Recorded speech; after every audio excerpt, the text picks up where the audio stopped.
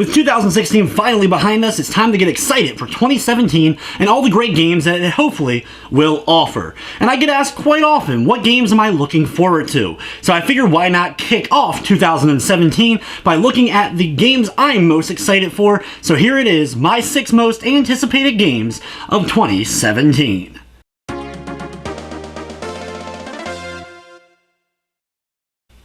We get a lot of remakes and remasters nowadays, but the Crash Bandicoot Insanity Trilogy is one I cannot wait to play. It seems to have a lot of love and care put into it, and the developers seem to grasp what made the original Crash Bandicoot games so fun to play. While looking at demos and trailers so far, it leads me to believe that these games are still going to be an absolute blast. There are a few changes. It is 30 frames per second, unfortunately. Some people want to see it at 60, but honestly, as long as it's consistent and runs well, I really don't see an issue. And the same goes for changing things up to make it a tad easier as far as 100% goes. If you've ever 100%ed Crash Bandicoot 1, then you know how difficult that was, so making it a tad bit easier really isn't an issue for me. As long as I still get to jump on and spin attack enemies, collect Wampa Fruit, ride on a polar bear, and dash away from boulders, I don't see why this game won't be a gem to play.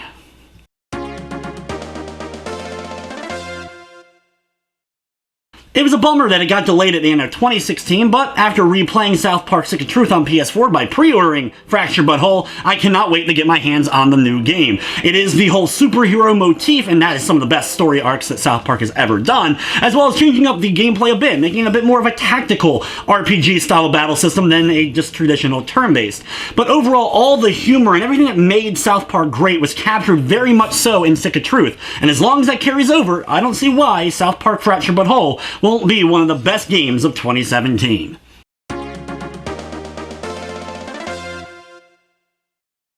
The glory days of the 3D platformer have long since gone away, but Yooka-Laylee is the shining light that will hopefully bring the genre back. Being made by the people that made Banjo-Kazooie, Donkey Kong 64, and a lot of the awesome platformers of the past. This game has everything going for it to be an absolute all-time classic, and one of the few Kickstarters that it was worth putting my money towards. Yes, of course, a game with a lot of buzz behind it always has that fear that it won't quite live up to expectations, but from everything I've seen, the toy box demo and all, Yooka-Laylee seems to capture what made 3D platformers great, and has all of that included here with the brand new Yooka-Laylee.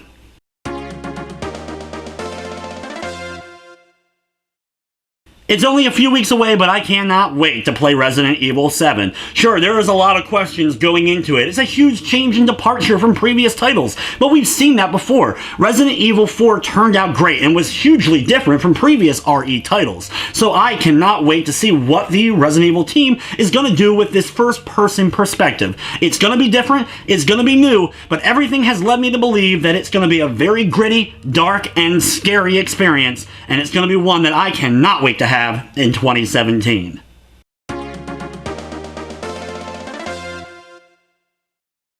Another game that's been delayed a few times, but I still have hope for it, is Legend of Zelda Breath of the Wild. I'm a big Legend of Zelda fan, one of my first loves as far as gaming was concerned, and sits proudly atop one of my favorite franchises of all time. And the new game looks to capture a whole new style of Legend of Zelda, going back to maybe even an old school style in some ways, with more freedom to exploration, as well as elements of Western RPGs being kind of thrown into the mix. It may be a very different experience as far as Legend of Zelda is concerned, but I think it's the right move to make. It doesn't seem like it's going to be too overly gimmicky, which is something that I think has ruined some of the more recent Legend of Zelda titles.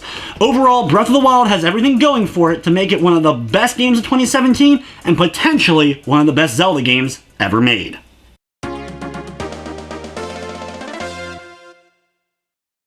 It's no secret I'm a big fan of open-world sandbox, crime drama-filled games like Grand Theft Auto, but it may not be known that I'm a big fan of Wild West scenarios as well. So when I played Red Dead Redemption, it instantly became one of my favorites, not only because it was such a solid playing game set in the Wild West with some awesome characters. The overall story, though, that those characters ended up having was one of the best in gaming history. The ending alone is just so iconic and fantastic. I recommend it to anyone to at least give it a try, and if you don't like the game, look at the cutscenes and watch the story that unfolds throughout Red Dead Redemption, because it's amazing.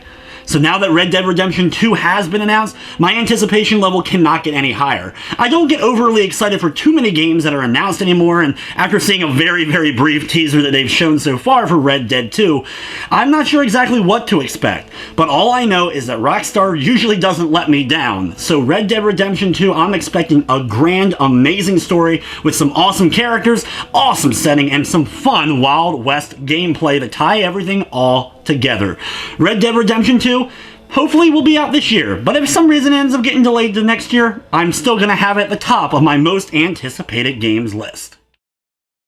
So there you have it, my 6 most anticipated games for 2017. What are the games you're most excited to see? Be sure to let me know down in the comments. And trust me, there are more games I'm excited to get my hands on here in 2017. There's a new Professor Layton game coming out. I'm a big, big fan of that series. A new Mass Effect, the Parappa remaster, and plenty of other games to fill in between. That is going to be a pretty good year, I think, overall for gaming.